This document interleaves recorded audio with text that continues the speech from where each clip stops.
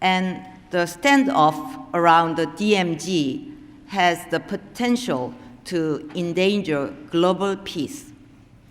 We must defuse that danger, not just South and North Korea. The world must also get involved. The demilitarized zone must live up to its name, a zone that strengthens the peace, not undermine it. It is with this vision in mind that I hope to work toward an international park inside the DMZ. It will be a park that sends a message of peace to all of humanity. This could be pursued in parallel with my trust-building process. There, I believe, we can start to grow peace, to grow trust. It would be a zone of peace, bringing together not just Koreans separated by military lines, but also the citizens of the world. I call on America and the global community to join us in seeking the promise of a new day.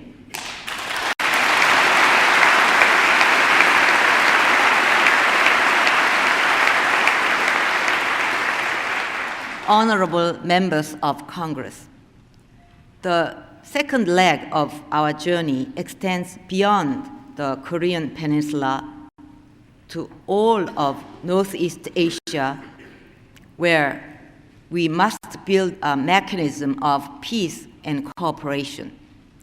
Sadly, today, the nations of this region fail to fulfill all that we can achieve collectively. That potential is tremendous.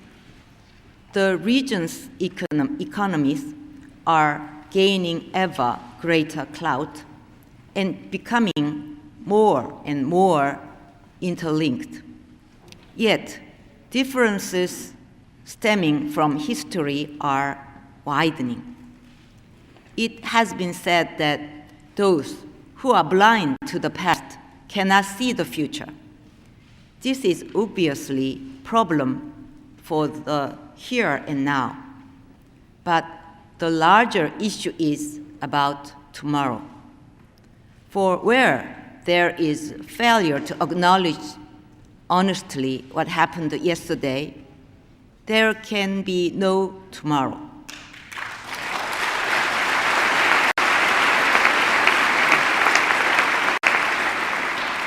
Asia suffers from what I call Asia's paradox. The disconnect between growing economic interdependence on the one hand and backward political security cooperation on the other. How we manage this paradox, this will determine the shape of a new order in Asia. Together, we must meet these challenges, and so I propose an initiative for peace and cooperation in Northeast Asia. We cannot afford to put it off. A multilateral dialogue process in Northeast Asia. Together, the United States and other Northeast Asian partners could start with softer issues. These include environmental issues and disaster relief. They include nuclear safety and counterterrorism. Thus, will be built through this process. And that trust will propel us to expand the horizons of our cooperation.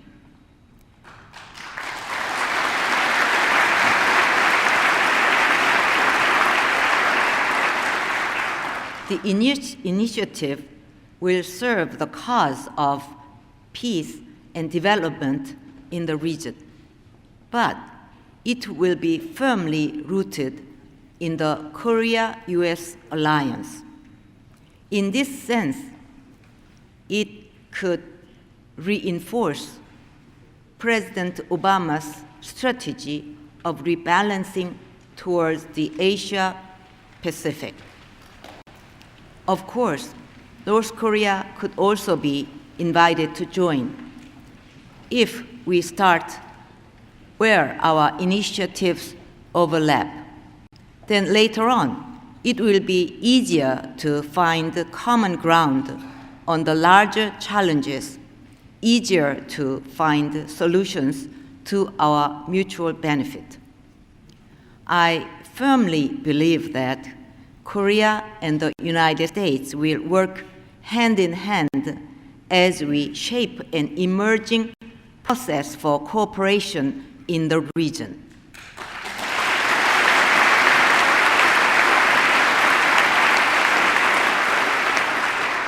The third and final leg of our journey extends even further beyond the peninsula, beyond Northeast Asia to the rest of the world.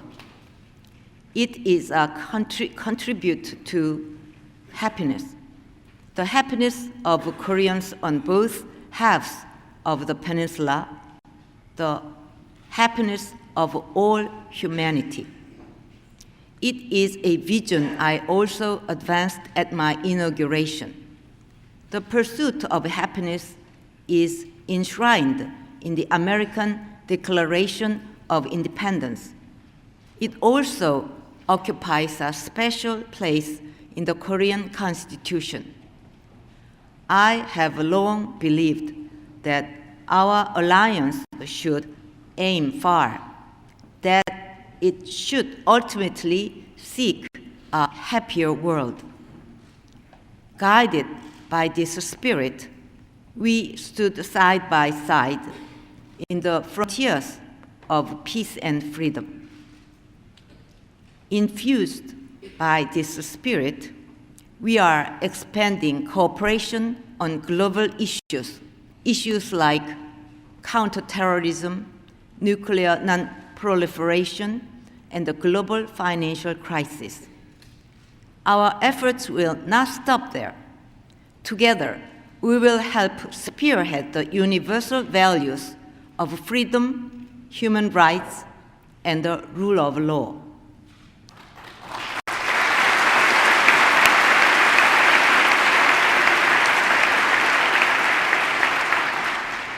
We will march together to take on global challenges, from fighting poverty to tackling climate change and other environmental issues.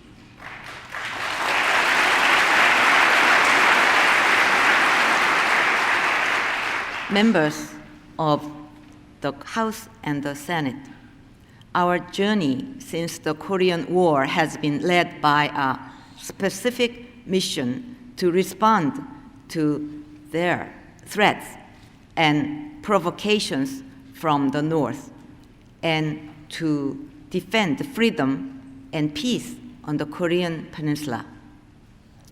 Today, our alliance is called upon to go beyond that, beyond just the defense of freedom and peace. We are called upon to step forward on a new journey, a journey toward a Korea that is at peace, that is happy, and that is made whole. Our economic partnership must also aim higher and reach further into the future. President Obama has outlined the Startup America initiative together with my strategy for a creative economy. We can advance toward a common goal to help channel the innovative ideas, the passion, and the drive of our youth toward brighter future.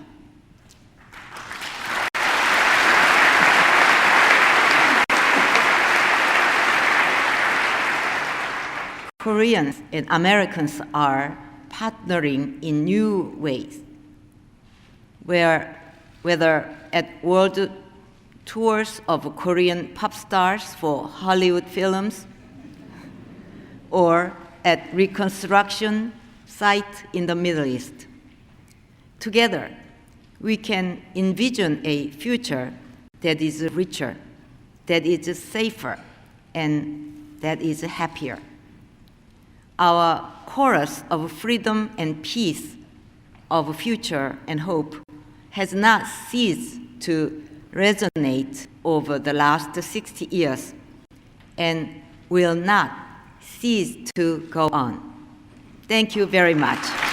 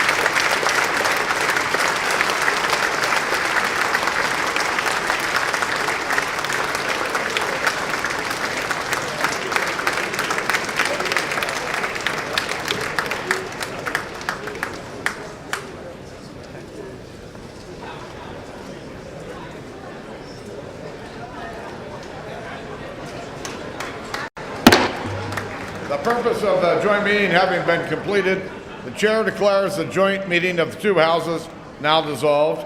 The House will continue in recess, subject to the call of the chair. Thank you, buddy.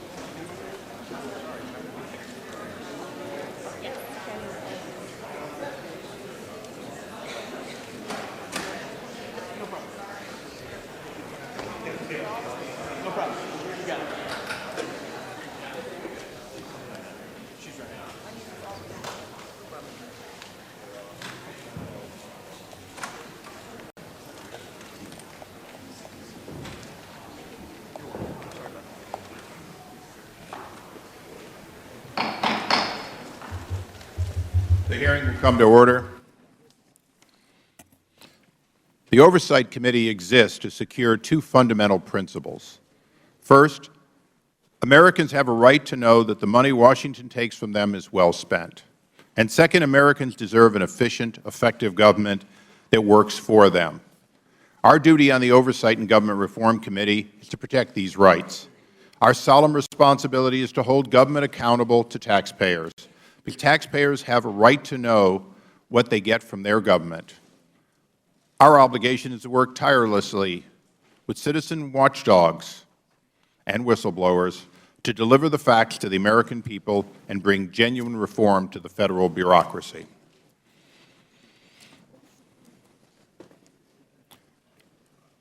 On September 11, 2012, 4 Americans were murdered by terrorists. It was the 11th anniversary of the 9/11 terrorist attacks on New York and Washington. Recognizing that the witnesses before us are actual experts on what really happened before, during, and after the Benghazi attacks, I'm not going to recount those events or decisions. These witnesses deserve to be heard on the Benghazi attacks, the flaws in the Accountability Review Board's methodology, process, and conclusion. Before I introduce these witnesses and explain some of our efforts to learn more about what happened in Benghazi, can we have those doors closed, please? I want to take a moment to reflect on and to recognize the brave Americans who lost their lives in that attack that day. I also want to note that there are friends and immediate family of those killed or injured that are with us here today. J. Christopher Stevens, U.S. Ambassador to Libya. Sean Patrick Smith, Information Management Specialist. Tyrone Woods, Security Specialist and former Navy SEAL. Glenn Doherty, Security Specialist and former Navy SEAL.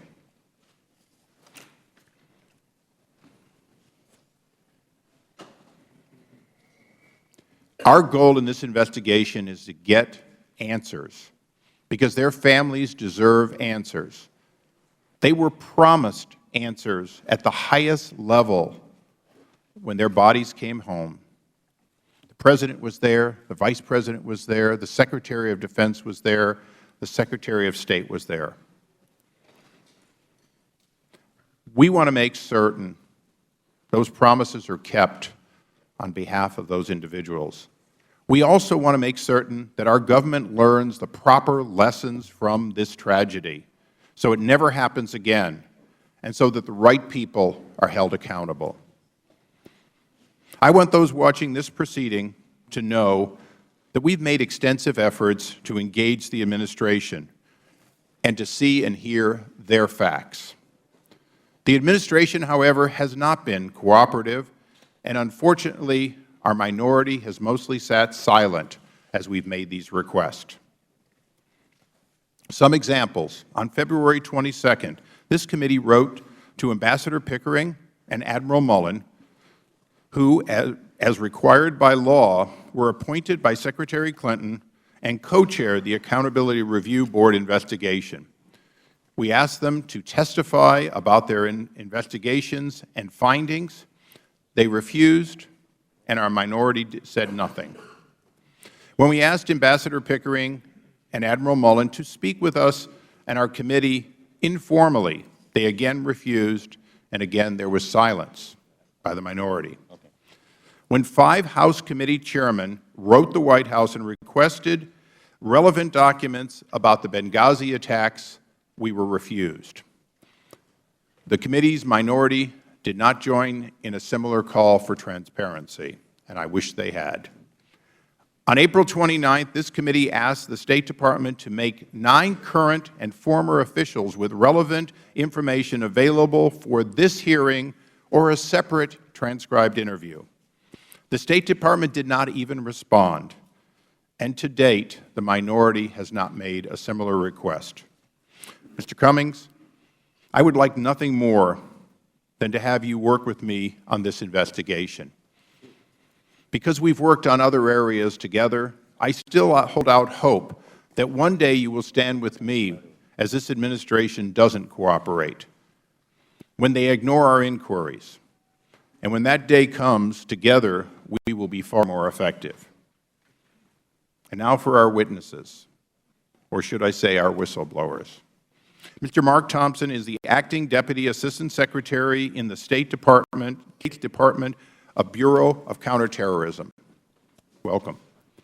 Mr. Gregory Hicks is a 22-year veteran Foreign Service officer and the former Deputy Chief of Mission for the U.S. Embassy in Libya. After Ambassador Stevens was murdered, Mr. Hicks became the Acting Chief of Mission, or as they say, the Chargé d'Affaires. He was, in fact, in Libya, its highest-ranking officer, if you will, America's representative in Libya.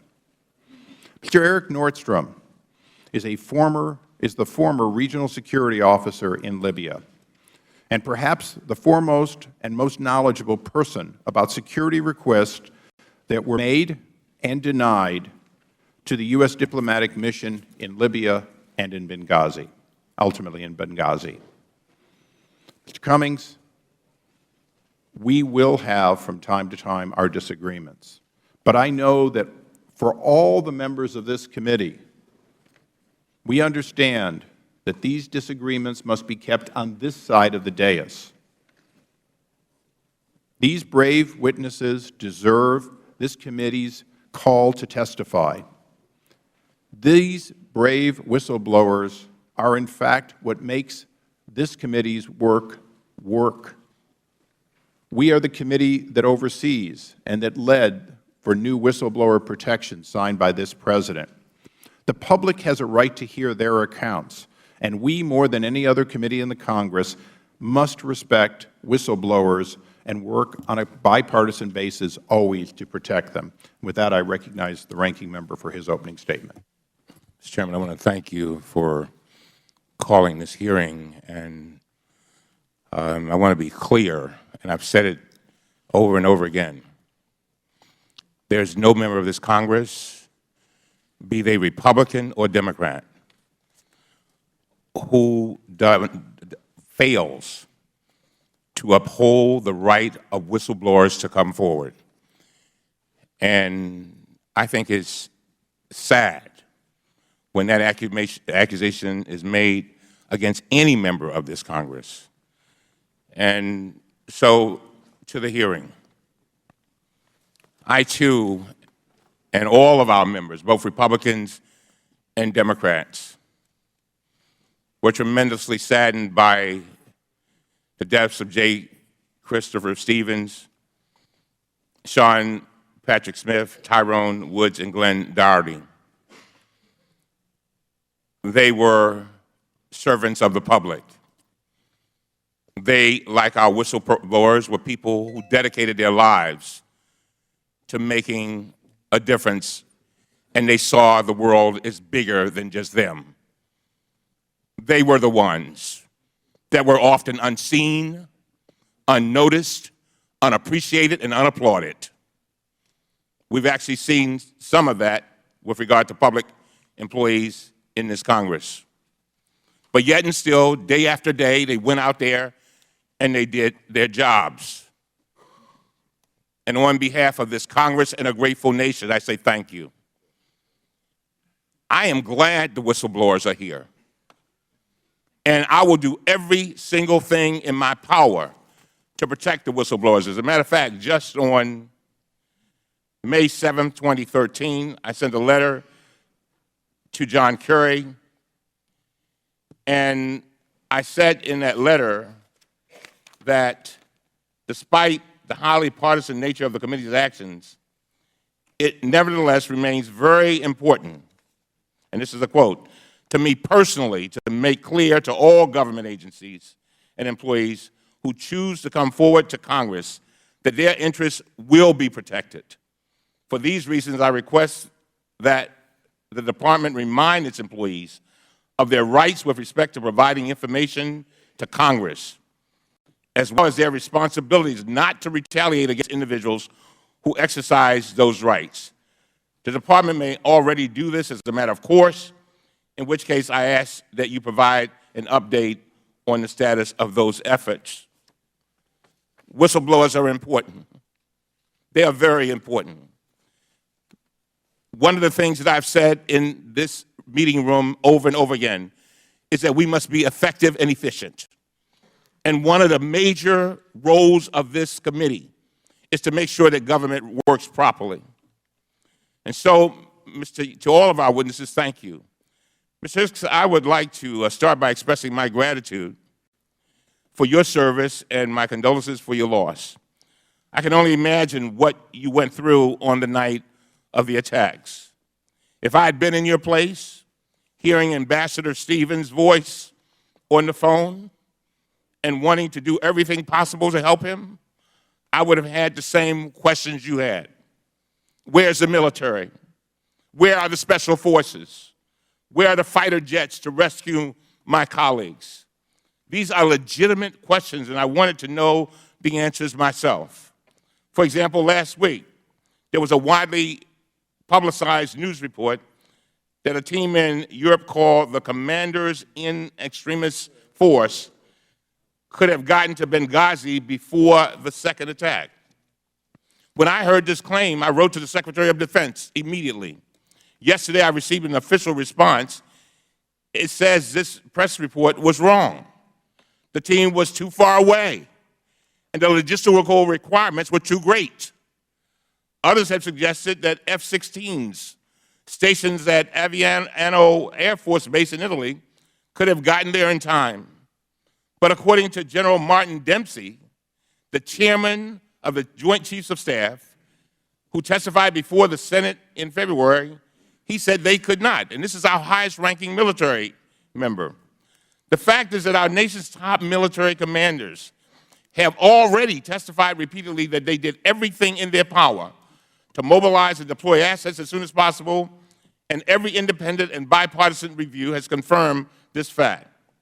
We have the best military in the world, but even with all of their technological advances, they could not get there in time.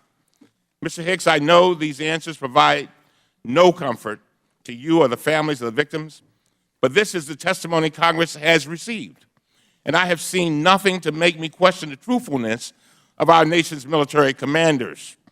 Our committee has a fundamental obligation to conduct responsible oversight, and that includes carefully examining the information that you and others provide. But we also have a duty to thoroughly investigate these claims before we make public accusations. In contrast, what we have seen over the past 2 weeks is a full-scale media campaign that is not designed to investigate what happened in a responsible and bipartisan way, but rather a launch of unfounded accusations to smear public officials. Let me be clear. I am not questioning the motives of our witnesses. I am questioning the motives of those who want to use their statements for political purposes. Chairman Issa has accused the administration of intentionally withholding military assets, which could have helped save lives on the night of the attacks. I say for political reasons. Of all the irresponsible allegations leveled over the past 2 weeks, this is the most troubling. And based on what our military commanders have told us, this allegation is simply untrue. Chairman Issa suggested that 4 military personnel were told to stay in Tripoli rather than board a plane in Benghazi at 6 a.m. the morning after the attack, supposedly because of the administration's political desire not to have a presence in Benghazi. There's no evidence to support this. As Mr. Hicks told the committee, one plane had already left for Benghazi at 1:15 a.m. that night, and it included a 7-person security team with 2 military personnel. The decision the next morning to keep 4 military personnel in place in Tripoli was not made by the White House or the State Department, but by the military chain of command. There are other allegations Chairman Issa went on national TV and accused Secretary Clinton of lying to Congress. He says she personally signed the State Department cable authorizing security reductions. We have now seen this cable, and she did not sign it. Her name is printed at the bottom, just like tens of thousands of cables sent every year from the department. As I close, the Washington Post fact checker called this accusation a whopper, that's their word, and gave it 4 Pinocchios.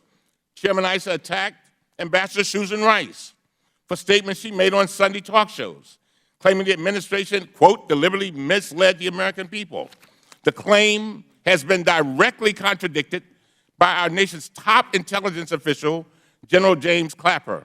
He has already testified before the Senate that these attacks against Ms. Rice were, quote, unfair, end of quote, because, quote, she was going on what we had given her, and that was our collective best judgment at the time.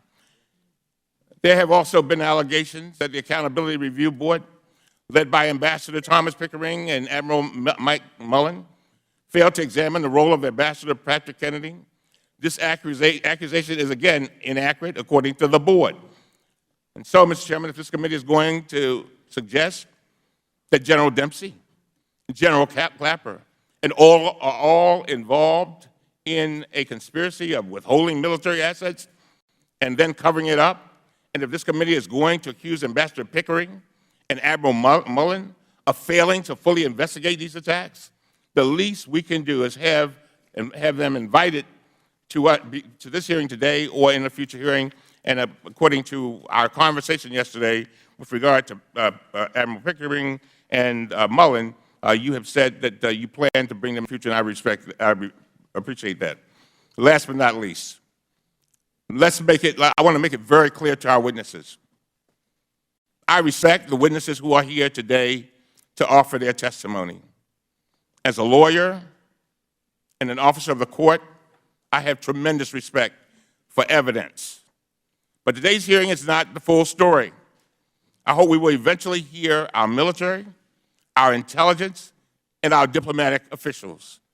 Then I hope we can turn to the real work, as the chairman has said, of this committee, which is ensuring that the department implements the recommendations to improve the security of our diplomatic officials serving overseas, those who are so often unseen, unnoticed, unappreciated, and unapplauded. With that, I yield back. I thank the gentleman. Fortunately, today, I'm not the witness. I'd now like to invite our witnesses. First, Mr. Mark Thompson, a 20-year career United States Marine, who 2 years before his retirement from the Marine Corps was assigned to the State Department, where he brought his experience in serving in all 4 Marine divisions and in numerous amphibious forces to the State Department. For 17 years, he has used that military experience and his accumulated knowledge of counterterrorism well. He has served and led teams in Baghdad, Iraq, in Latin America, in Southeast Asia, and in Africa. When in 1996 he joined the State Department as a U.S. Marine, he was brought there because of what he knew and what they needed to know. In 1998, as he retired from the Marine Corps, he was transitioned at their request into civil service and was then assigned to what was then the Office of the Coordinator of Counterterrorism, its successor he serves and runs today. In 2004, he served with the Coalition Provision Authority, in other words, with our forces in Baghdad. In 2006, he assumed his current position, where he advises senior leadership on operational counterterrorism matters and ensures the United States can rapidly respond to global terrorism crisis. That is his job. In addition to his responsibilities, he has led the NSC's Direct Foreign Emergency Support Team, or FEST team, in support of U.S. Chiefs of Mission in response to terrorism events, including His expertise was used in that capacity when he was deployed in response to the 1998 East African bombings of our 2 embassies, the 2000 bombing of the USS Cole, and hostage and recovery efforts in Latin America, Southeast Asia, Africa, and the Middle East. Welcome. Mr. Gregory Hicks, in more than 22 years in the Foreign Service, Mr. Hicks has served notably in Libya, but also in Afghanistan, in Bahrain, where we first met, in Yemen, in Syria, where we met again, and in Gambia. Prior to his assignment in Libya, handpicked to be the Deputy Chief of Mission by the now-deceased Ambassador Chris Stevens, he also served 4 tours here in Washington. He was the Deputy Director of the Office of Investment Affairs, Special Assistant to the Undersecretary for Economic, Energy, and Agricultural Affairs, Trade Policy Negotiator for the Office of United States Trade Representative, and Country Officer for Vietnam, Oman, and Yemen. Mr. Hicks played key roles in a number of important historic events with this country and the State Department. Vietnam's accession to the World Trade Organization, the U.S.-Bahrain Free Trade Agreement, the U.S.-Vietnam Bilateral Trade Agreement, and the renegotiation of U.S. forces based in Oman.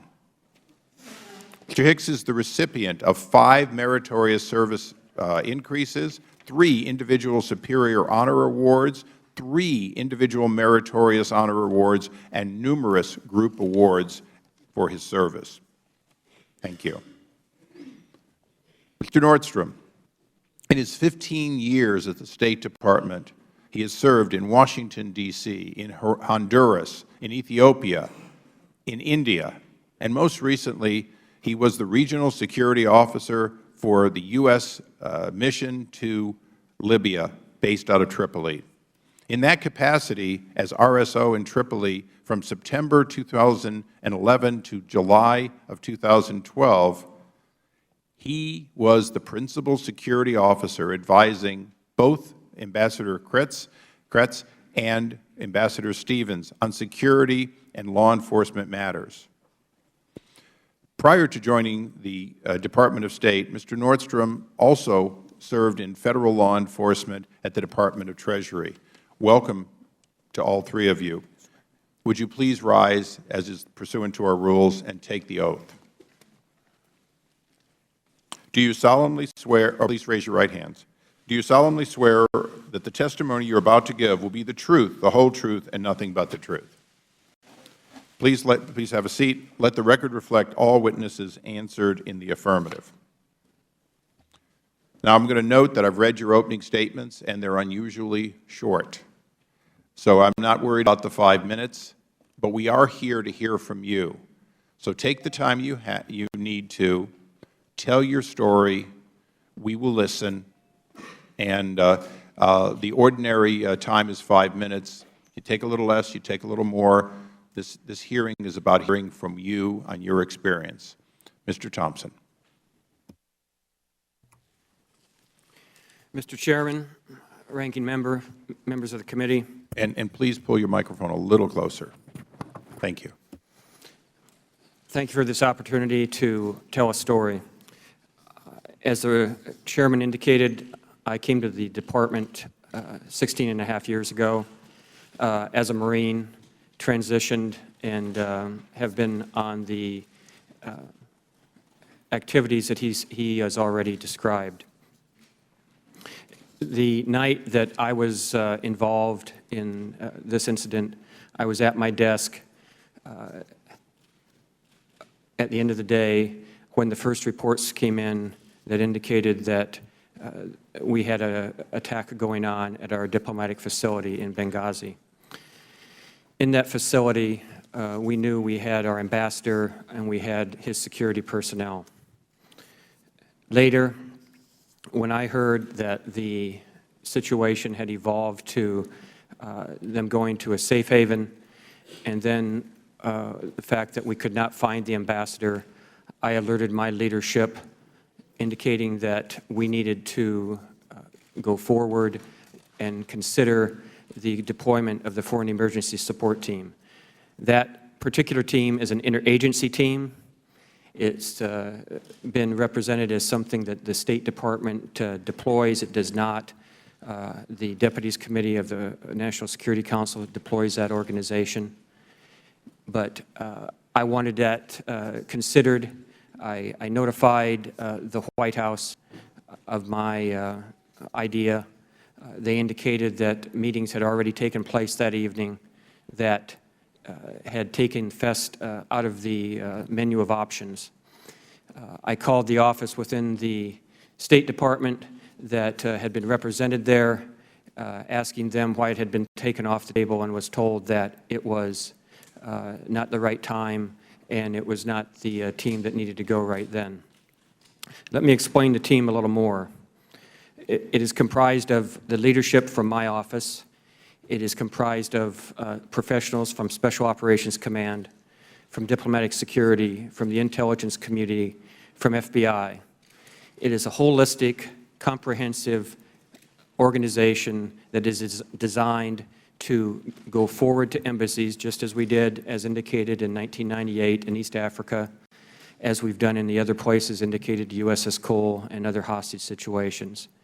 It is designed to be the glue and the connective tissue that gets all the options on the table for the decision makers.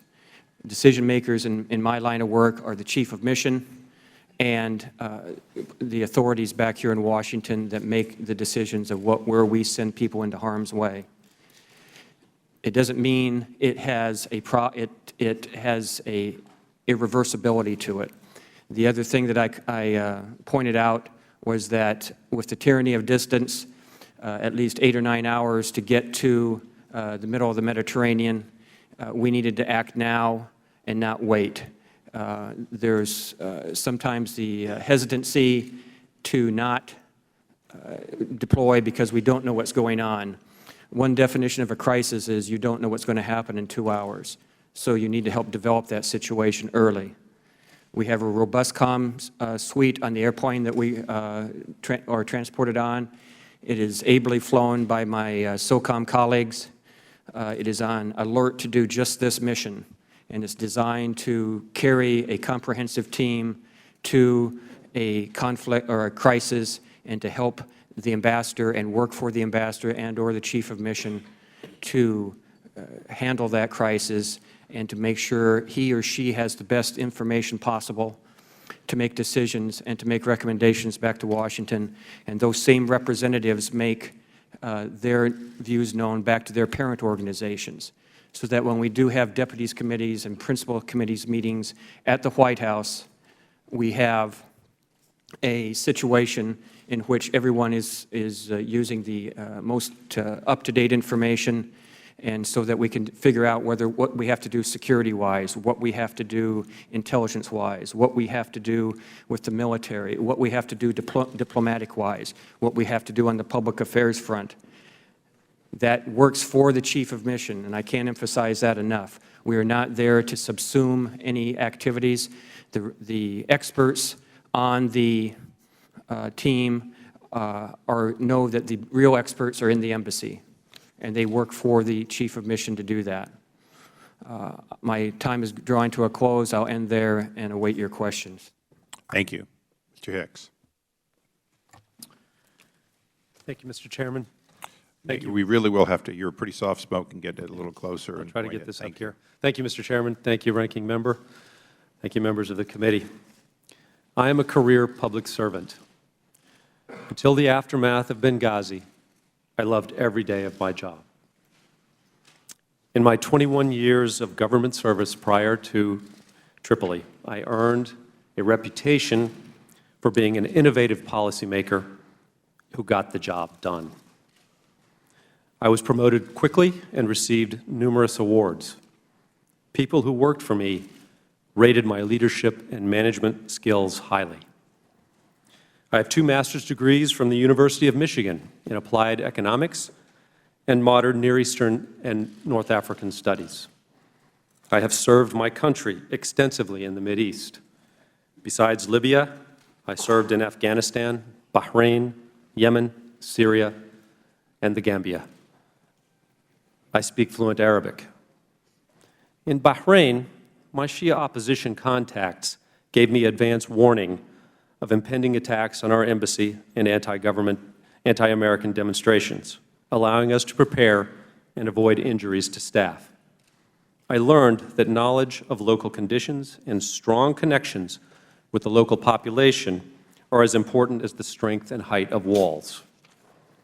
One reason I am here is because I have pledged to the Foreign Service as part of my campaign to be State Vice President of the American Foreign Service Association that none of us should ever again experience what we went through in Tripoli and Benghazi on 9/11/2012. After I arrived in Tripoli as Deputy Chief of Mission on July 31st, 2012, I fast became known as the Ambassador's Bulldog because of my decisive management style. In the days immediately after the Benghazi attack, the President and Secretary of State praised my performance over the telephone. President Obama wrote Libyan President Magariaf expressing confidence in my abilities. Deputy Secretary Burns and General Ham told me how much they appreciated how I handled the night of the assault and its aftermath. I received written notes of commendation from Undersecretary Wendy Sherman and from Executive Secretary Stephen Mull. Incoming Chargé Larry Pope told me personally that my performance was near heroic. In February 1991, I swore an oath to uphold and defend the Constitution of the United States. I am here today to honor that oath. I look forward to answering your questions fully and truthfully. Thank you very much. Thank you. And I understand that some of those commendations and letters are in your opening statement, and for all the witnesses, all extraneous material or other insertions will be placed in the record on your behalf. Mr. Nordstrom. Good morning, Chairman Issa, Ranking Member Cummings, and other distinguished members of the committee. For the benefit of the new committee members, my name is Eric Nordstrom, and I currently serve as a Supervisory Special Agent with the U.S. Department of State's Bureau of Diplomatic Security. Since September 2012, I have been enrolled in long-term language training in preparation for my next assignment. As Chairman Issa noted, I've served in federal law enforcement since January 1996, first as a customs inspector before joining the U.S. Department of State.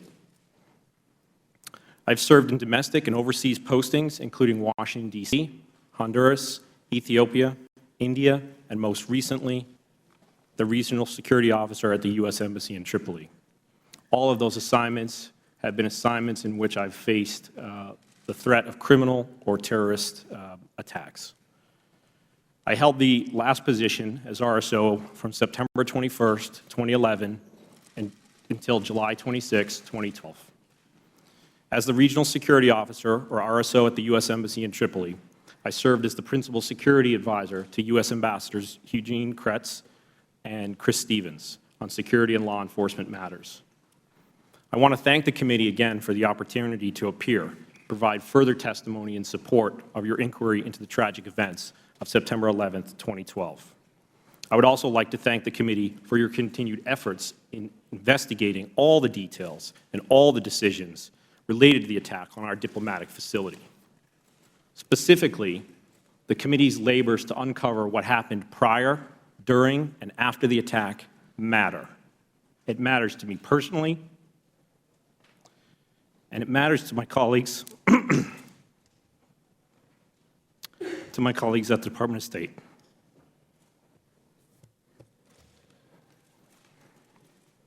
It matters to the American public for whom we serve. And most importantly, excuse me, it matters to the friends and family of Ambassador Stevens, Sean Smith, Glenn Doherty, and Tyrone Woods, who were murdered on September 11, 2012. In addition to my testimony before this committee in October 2012, I also met with the FBI Senate Homeland Security and Governmental Affairs Committee, the Department's Accountability Review Board, and I've discussed my experiences in Libya with all of them. I'm proud of the work that our team accomplished in Libya under extraordinarily difficult circumstances. The protection of our nation's diplomats, our embassies and consulates, and the work produced there is deserving of the time that this committee, other congressional committees, and the Accountability Review Board, and no doubt future review efforts, will invest in making sure that we get this process right. Thank you, Mr. Chairman and members of the committee, for the opportunity to appear before you today. I stand ready to answer any questions that you might have. Thank you. I'll now recognize myself for a quick round of questioning. Mr. Thompson, Mr. Thompson, you went through a process of things that you observed and how you tried to activate your team. Did you do so because you had an initial view of whether this was a terrorist attack or something else? And please be brief. I want to use my time. Yes. Okay. Thank you. Mr. Hicks, as the principal officer and once the ambassador had been murdered, the highest-ranking officer on September 11th, from the moment that you unexpectedly became the chargé, America has heard many accounts of what happened. We've never heard accounts from a single person who was in Libya that night. You will be the first person who observed it. In your own words, take as much time as you want. Please take us through the day of September 11th, from whatever time you want to begin, through when you first heard from Ambassador Stevens, and through the hours and days immediately following that, if you would, so we could have an understanding for the first time from somebody who was there. Thank you, Mr. Chairman. As I remember September 11th, 2012, it was a routine day at our embassy. And until we saw the news about Cairo, and I remember sending a text message to Ambassador Stevens saying, "Chris, are you aware of what's going on in Cairo?" And he said, "No." So I told him that the embassy, in another text, that the embassy had been stormed and they were trying to tear down our flag. And he said, "Thanks very much." And then I went on with business.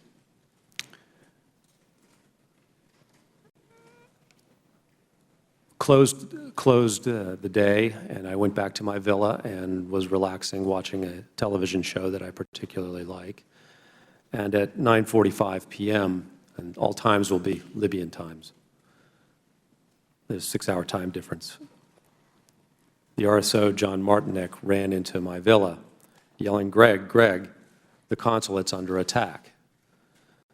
And I stood up and reached for my phone because I had an inkling or thought that perhaps the ambassador had tried to call me to relay the same message. And I found 2 missed calls on the phone, one from the ambassador's phone, one from a phone number I didn't recognize. And I punched the phone number I didn't recognize, and I got the ambassador on the other end. And he said, "Greg, we're under attack." And I was walking out of the villa on my way to the Tactical Operations Center because I knew we would all have to gather there to mobilize or try to mobilize a response. And it was also a bad cell phone night in Tripoli. Connections were weak. And I said, "Okay," and the line cut. As I walked to the Tactical Operations Center, I tried to reach back on both of the numbers, the unknown number and the ambassador's personal number, and got no response. When I got to the Tactical Operations Center, I told people that the ambassador, that I had just talked to the ambassador and what he said. At the time, John Martinek was on the phone with Alec Henderson in Benghazi, the RSO there. And I asked one of our DS agents, what number did I reach Ambassador Stevens on? And he said, oh, that's Scott Wickland's telephone. Scott Wickland was Ambassador Stevens' agent in charge, his personal escort for that night, and was with him in the villa during the attack. So I asked, when John Martinek got off the telephone, I asked him what was going on, and he said that the consulate had been breached and there were at least 20 hostile individuals armed in the compound at the time. So I next called the annex chief to ask him if he was in touch with the Benghazi annex to activate our emergency response plan. Please explain the annex chief so that people that don't know as much would understand that. No, go ahead, please. Okay, thank you. And he said that he had been in touch with the annex in Benghazi, and they said they were mobilizing a response team there to go to our facility and provide reinforcements and to repel the attack. With that knowledge, I called the operations center at the State Department at approximately 10 p.m. to report the attack and what we were doing to respond to it. The next thing I did was to begin calling the senior officials in the government of Libya that I knew at the time. And so I dialed first President Magariev's chief of staff and reported the attack and asked for immediate assistance from the government of Libya to assist our folks in Benghazi. I followed that up with a call to the Prime Minister's chief of staff to make the same request, and then to the MFA, America's director, MFA's Ministry of Foreign Affairs. The defense attaché was at the same time calling the leadership of Libya's military with the same purpose, to ask them for assistance. Once that was done, I called again to Washington to report that these actions had been commenced. Over that night, that is basically how our team operated. I was talking to the government of Libya, reporting to the State Department through the Operations Center, and also staying in touch with the annex chief about what was going on. Let me step back 1 minute, if I could, and say that I also discussed with the annex chief about mobilizing a Tripoli response team, and we agreed that we would move forward with chartering a plane from Tripoli to fly a response team to Benghazi to provide additional reinforcements. The defense attaché was also reporting through his chain of command back to AFRICOM and to the Joint Staff here in Washington about what was going on in the country. David McFarland, our political section chief, had just returned from Benghazi, where he had been our principal officer for the previous 10 days. And so he jumped into this picture by reaching out to his contacts in Benghazi and trying to get them at the local level there to respond to the attack. And he also was in touch with our local employee there as well. Excuse me if I check my notes here. It's a long. The attack unfolded in 4 phases, or the night unfolded in 4 phases. The first phase was the attack on our consulate. This story is well known, I think. The Benghazi response, the consulate was invaded. The Villa C, where the ambassador and Sean Smith and Scott Wickland were hiding in the safe area, was set on fire. The attackers also went into another of buildings. They were unable to enter the Tactical Operations Center in Benghazi because of improvements to that facility that had been made.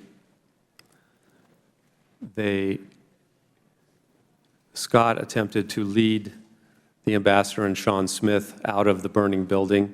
He managed to make it out. He tried repeatedly to go back in to try to rescue Sean and the ambassador, but had to stop due to exposure to smoke.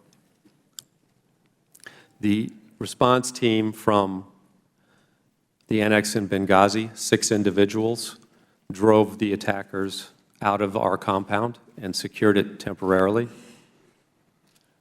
There have been estimates as high as 60 attackers were in the compound at one particular time.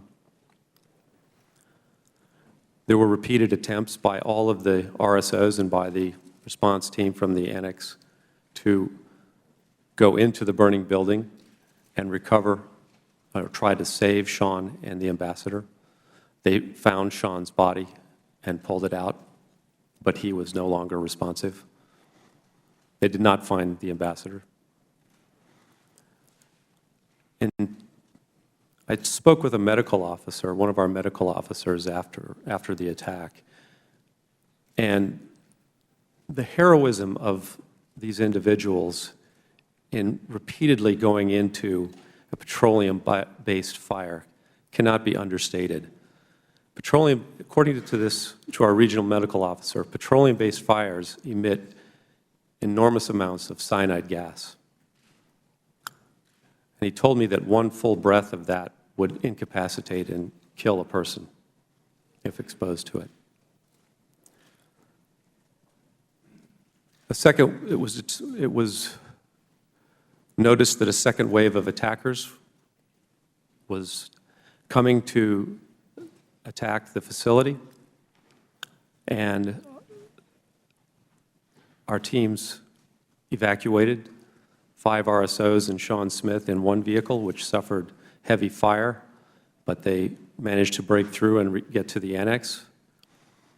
And then the annex team also withdrew from the facility, and the second wave of attackers took it over. After the second phase of the evening occurs, the timing is about 11:30 or so. The second phase commences after the teams have returned to the annex, and they suffer for about an hour and a half probing attacks from terrorists. They are able to repulse them, and then they desist at about 1:30 in the morning. The Tripoli response team departs at about midnight and arrives at about 1:15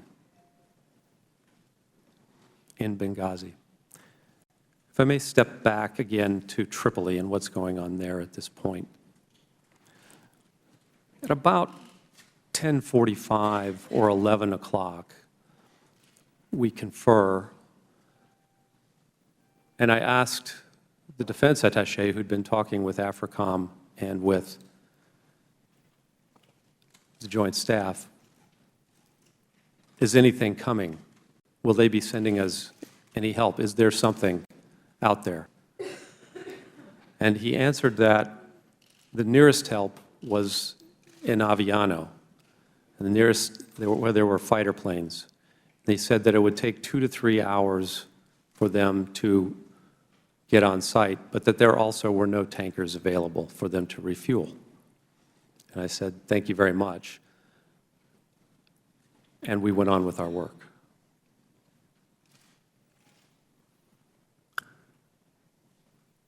Phase 3 begins with news that the ambassador ambassador's body has been recovered. And David McFarland, if I recall correctly, is the individual who began to receive that news from his contacts in Benghazi. And we began to hear also that the ambassador has been taken to a hospital. We don't know initially which hospital it is, but through David's reports, we learn that it is in a hospital which is controlled by Ansar al-Sharia, the group that Twitter feeds had identified as leading the attack on the consulate. We're getting this information as the Tripoli response team arrives in Benghazi at the airport. Both our annex chief and the annex chief in Benghazi and our defense attaché are on the phone during this period trying to get the Libyan government to send vehicles and military and/or security assets to the airport to assist our response team. At this point, this response team looks like it may be a hostage rescue team, that we are going to need to send them to try to save the ambassador, who is in a hospital that is, as far as we know, under enemy control. Our contacts with the government in Tripoli are telling us that the ambassador is in a safe place, but they imply that he is with us in the annex in Benghazi. And we keep telling them, no, he is not with us. We do not have him.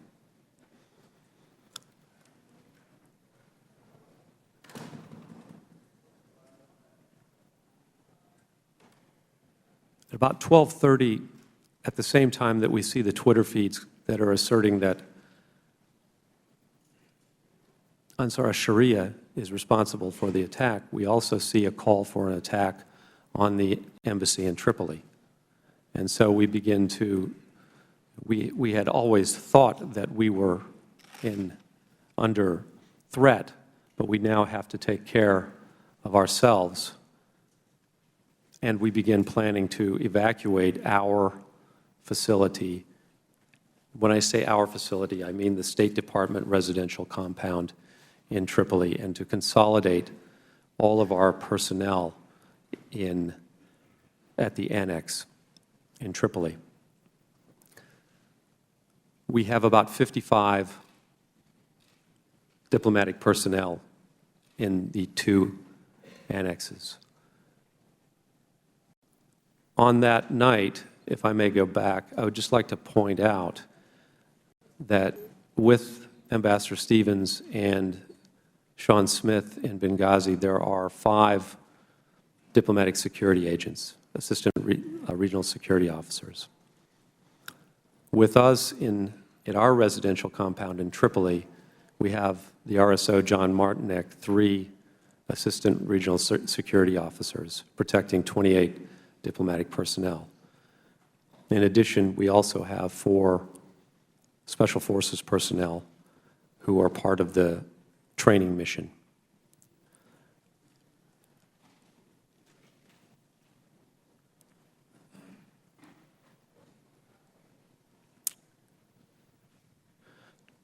During the night, I'm in touch with Washington, keeping them posted of what's happening in Tripoli and, to the best of my knowledge, what I'm being told in Benghazi. I think at about 2 p.m., 2 a.m., sorry, the Secretary of State Clinton called me, along with her senior staff. We're all on the phone. And she asked me what was going on, and I briefed her on the developments. Most of the conversation was about the search for Ambassador Stevens. It was also about what we were going to do with our personnel in Benghazi. and I told her that we would need to evacuate. And that was the right, she said that was the right thing to do.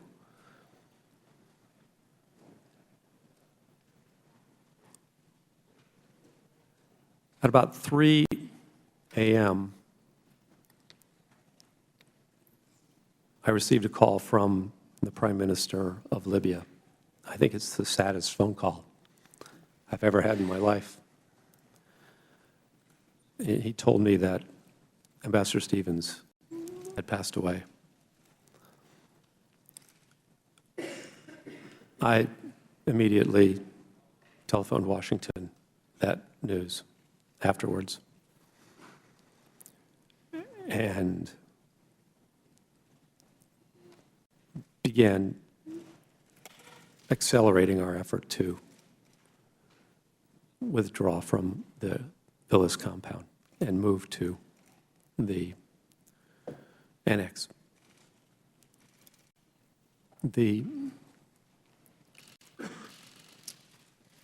Excuse me, I'll take a glass of water.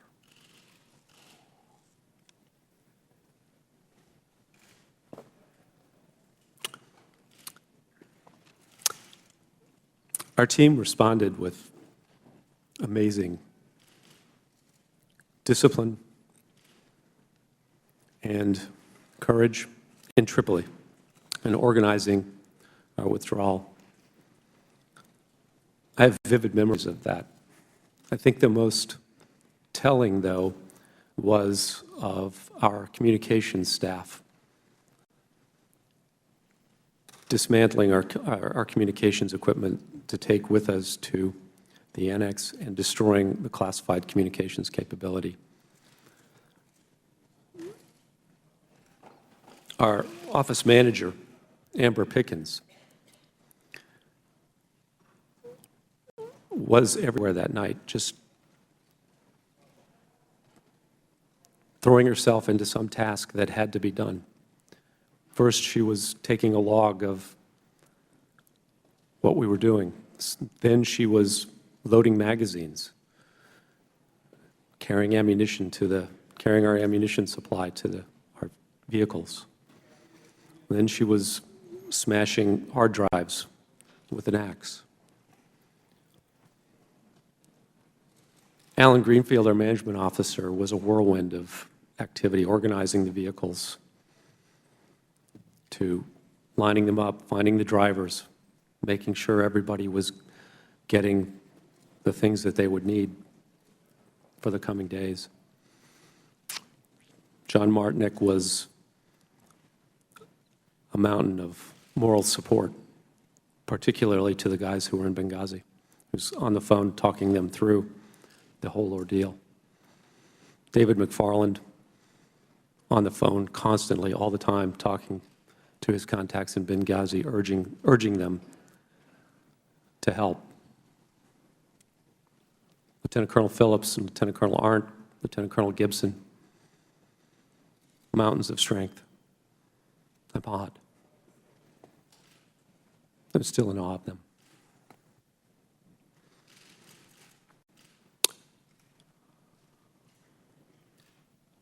They asked me in one of the phone calls, when were you going to move to the annex? And I said, we'll move at dawn. Because none of our people had great experience driving the armored Suburbans that we were going to have to use. Our local staff drove for us as part of our security procedures. They, of course, were not there that night. And we would have to go through checkpoints, militia checkpoints, on the way to the annex to get there. And I didn't want our people to be going through those checkpoints because I didn't know what to expect from the militias. And so we moved at dawn. And we arrived at the annex, at least my group, I think, at about 4:45, perhaps, maybe 5 a.m. And a few minutes later came the word of the mortar attack.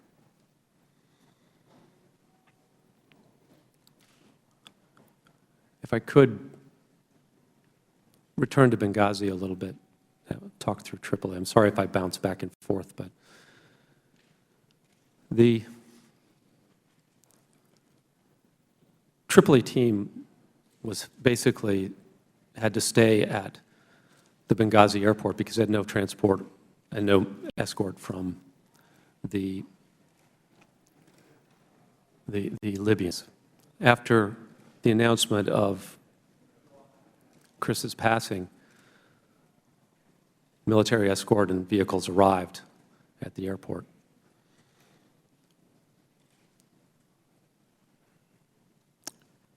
So the decision was made for them to go to the annex. Before I got the call from the Prime Minister, we had received several phone calls on the phone that had been with the ambassador, saying that we know where the ambassador is, please, you can come get him.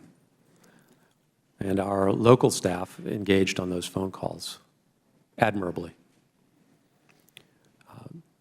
asking very, very good, outstanding, even open-ended questions about where was he, trying to discern whether he was alive, whether they even had the ambassador, whether that person was with the ambassador. Send a picture. Could we talk to the ambassador? Because we knew separately from David that the ambassador was in a hospital that we believed was under Ansar Sharia's call, we suspected that we were being baited into a trap. And so we did not want to go send our people into an ambush.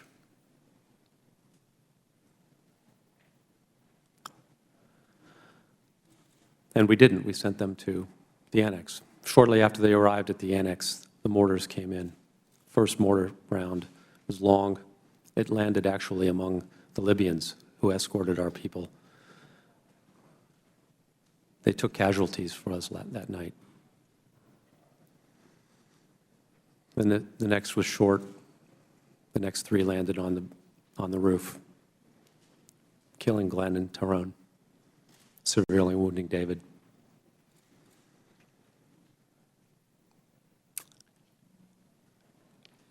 They didn't know whether any more mortars were going to come in. The accuracy was terribly precise. The call was, the next one is coming through the roof, maybe if it hit.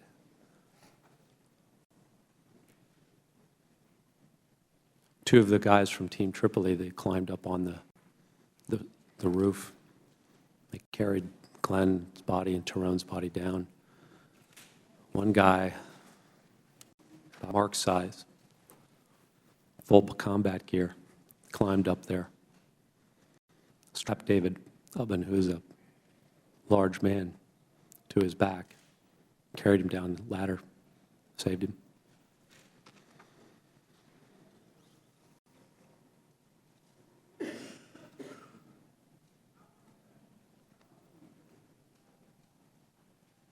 In Tripoli, the defense attaché had persuaded the Libyans to fly their C-130 to Benghazi. We wanted to airlift. Since we had consolidated at the annex, and the Libyan government had now provided us with external security around our facilities, we wanted to send further reinforcements to Benghazi. We determined that Lieutenant Colonel Gibson and his team of Special Forces troops should go. The people in Benghazi had been fighting all night. They were tired, they were exhausted. We wanted to make sure the airport was secure for their withdrawal. As Colonel Gibson and his three personnel were getting in the cars, he stopped and he called them off and told me that he had not been authorized to go. The vehicles had to go because the flight needed to go to to Benghazi. Lieutenant Colonel Gibson was furious. I had told him to go bring our people home. That's what he wanted to do.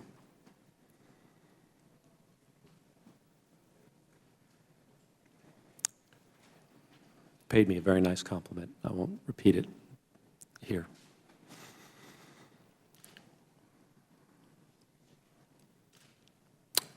So the plane went.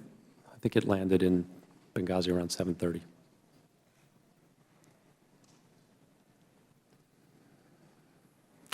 The other thing that we did was, and I want to mention Jackie Levesque's name in this hearing. She was our nurse.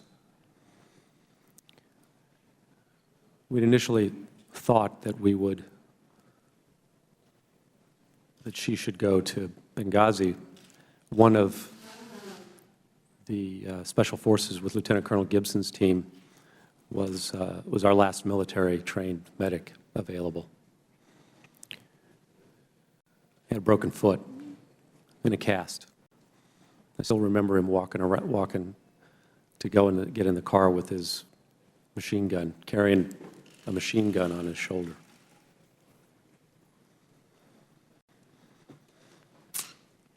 But Jackie, I refused to allow her to go to Benghazi because I knew we had wounded coming back. I knew David was severely wounded, and I knew others were wounded as well.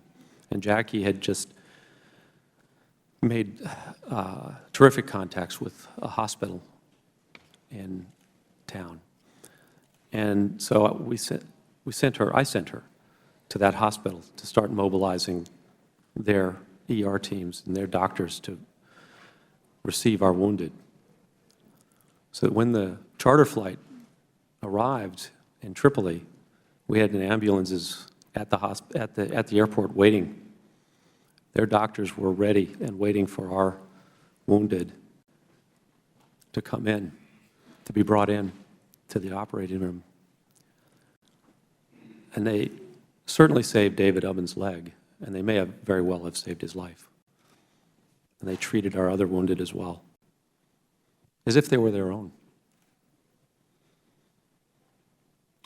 Mr. Hicks, I know you have the days that followed, but I think we all need to digest a little of what you just told us. So if we could pause there, and Mr. Cummings is recognized. Thank you very much. Again, to all of you, we appreciate your being here. To you, Mr. Hicks, as you described what happened that night, it just reminded me of the high cost that is paid by so many of our folk in the diplomatic corps. It also reminded me of their bravery and the fact that you all go around the world in foreign places trying to make a difference. And as I listened to your testimony, I could not help but think about something that I said very recently, well, 2 years ago now, in a eulogy for a relative. I said that death is a part of life, but so often we have to find a way to make life a part of death. And I guess the reason why I'm saying that, I want to go back to something Mr. Nordstrom said when he said that he wanted to make sure that, and all of you have said it pretty much, he wanted to make sure we learn from this so that your comrades and our 4 members of the diplomatic corps who sadly passed away, so that this never happens again. And I appreciate it. I know this is difficult. I know it is. We all feel your pain. And so I just want to, going back to what Mr. Nordstrom said, trying to make sure we have a complete picture. Because there's another piece to this, too, and that is that we have some balancing here today to do today. We have to listen to you all, and this is really, really difficult because we've got some statements that have been made, not necessarily by you, but interpreted. While we have to protect you, we also have to protect your fellow employees. In other words, protect is maybe not the right word, but make sure that they're treated fairly. So you understand what I'm saying? The balance. And I'm just trying to make sure I get, in your words, Mr. Nordstrom, a complete picture, that's all. Mr. Hicks, in the interview with the committee staff, you stated, and I quote, "In my personal opinion, a fast mover flying over Benghazi at some point, you know, as soon as possible, might very well have prevented some of the bad things that happened that night." Is that right? Did you say that? Yes, sir, I did.